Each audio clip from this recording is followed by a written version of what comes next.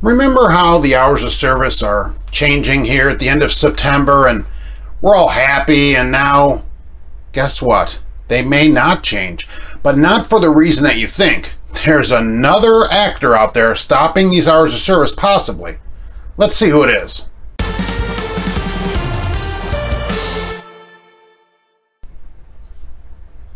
Hello and welcome to Trucking Answers. I'm Mark, your For the People host.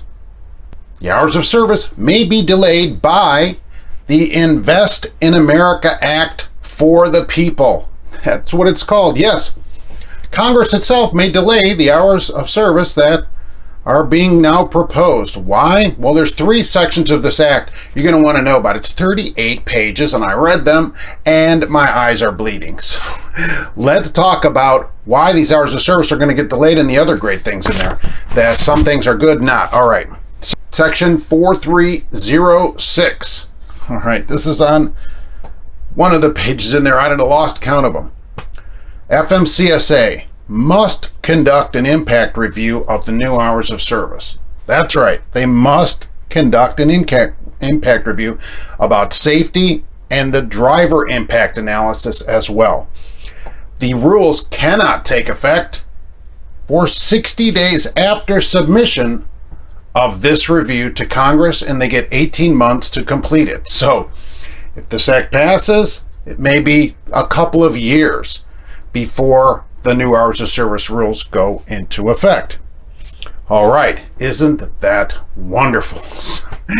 So the Invest in America Act for the People may stop it, but there's a couple more sections you should know about. All right, how about Section 4305? There's a task force on lease purchase agreements to examine and report back. They're going to study lease purchases, see if they're legal, and report back for rulemaking to change lease purchase agreements to what they should be, which is horrible. Here's my impact statement. Don't do it.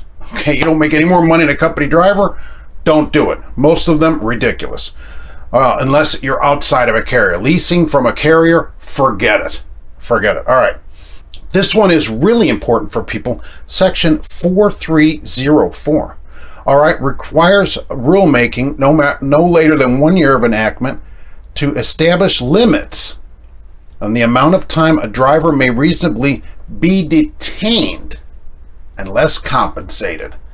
Yes, so they're going to look into driver detention time and see how long you should be able to sit there for free before you should get paid. Hey, how about no time? But then again, that's always everybody's choice.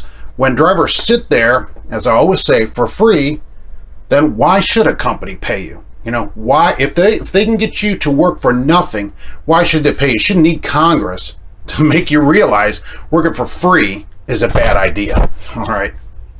The final part I want to talk about is that they want to establish specific mileage and time limits for personal conveyance. That's in there too. So they're going to do a study, and then they're going to establish specific mileage limits, specific time limits as maximums for personal conveyance use of a vehicle. Turns out many drivers wrongly use personal conveyance all over the place. And so what they're going to do is limit that amount of time. Now, many companies limit this time.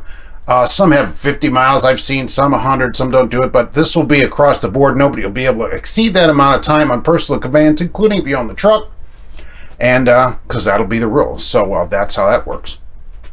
So just when you thought it was safe for murder hornets and the hours of service were going to change in our favor, maybe, maybe not. Of course, this bill, like all bills, has to pass, but it's a funding bill, and the funding for this is coming up due. There's a ton of other stuff in it. If you want to read it and poke your eyes out with forks, you're welcome to do so. Otherwise, that's the story on why hours of service might be delayed. All right, so we'll see you in the next Trucking Answers.